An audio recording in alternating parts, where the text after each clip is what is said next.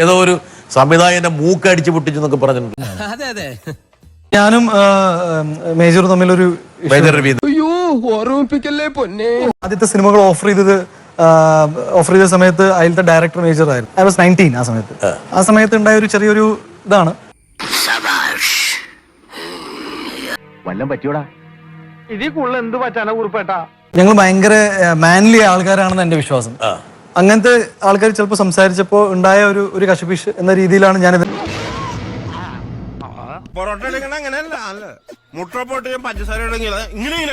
ആ കശപിശയിൽ അദ്ദേഹത്തിന്റെ മൂക്കും നമ്മുടെ കൈയും തമ്മിൽ ഒരുമിച്ച്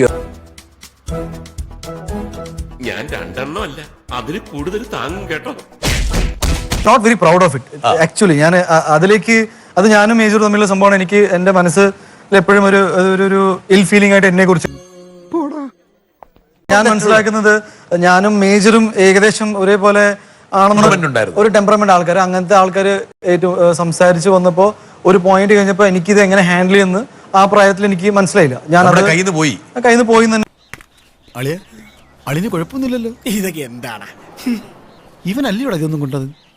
അപ്പളേ നമ്മൾ പിന്നെ വരാം.